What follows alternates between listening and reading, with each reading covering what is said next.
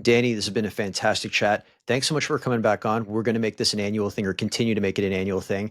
And you are the first returning guest Let's do it. who's going to do the new rapid fire question. So this is exclusive for returning guests because we can't do the same thing again. So you kind of already answered the first question by showing us your phone, but the wallpaper on your phone.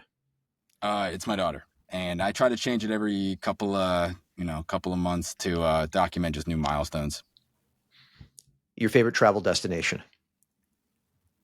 I'm not a big traveler, if I'm being totally honest. My wife and I went to Rome last fall, and it was my first time in Europe, which is, I think a lot of people would find that surprising, but it was awesome. It was a really good time. Really liked Italy. It was cool. Okay, so if you could live anywhere else in the world, where would you live? Right here. I'm a native New Yorker. I like to joke during COVID, we stuck it out in the city, and they would have had to pry me out of here. We left eventually for a brief stint in LA, which I hated. I really did not like it. So I live right here. Describe a social media post that you made that garnered a sufficient amount of attention, and that could be personal or professional. Yeah, I'll keep it professional, and I know we've talked about a lot of the different posts I've had. I brought up one before of all the different ads I saw for a week that got a really strong response, and I think people shared their own stories of what ads they remembered and what they didn't. But one I was looking back that got a lot of response was I put up a post when Starbucks changed CEOs. Brian Nickel came in, and he's made a lot of changes. And what I wrote was just, when a new leader comes into an organization, it's easy to cast blame. It's easy to point fingers and say things aren't good enough and they need to be better. I think leaders need to be a little bit more sensitive to that. And not to say that, you brought in for a specific job, you have to, clean things up, but you also want to inspire the people left to see your vision and see your change. And that got a huge response on LinkedIn. It got like 50,000 impressions. It got a lot of different comments. And we took my daughter to the New York City Marathon, or the New York City Half Marathon this weekend. And, we were at the finish line, and everyone's cheering on these people. They don't even know who they are.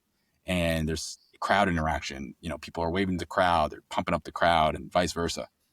And it kind of, I'm obsessed, right? I bring everything back to marketing and what I'm doing in my career. And I see that with agencies. That's why our thing is make shit fun. That's why if no one was there at the finish line, some of those people might have quit. They might not have made it. But, if you could pump up the people that are around you, the people you work with day in and day out, to do their best work, even if you're an outsider coming into a new situation, I think that's more important than casting blame and trying to make people feel bad. If you had to give a TED talk on something, what would the topic be? I think common sense in your career. And I think that in media and marketing, we try, at Obsessed to apply common sense when it comes to buying, planning, not getting infatuated with shiny objects, but also common sense in yourself. And Barry and I are taking a leap, or taking a leap by starting this agency, but we think it's, it makes sense to us because we believe in ourselves and our abilities to perform. So I think common sense in your career. If you could have dinner with anyone dead or alive, who would it be? Victor, no, I'm kidding.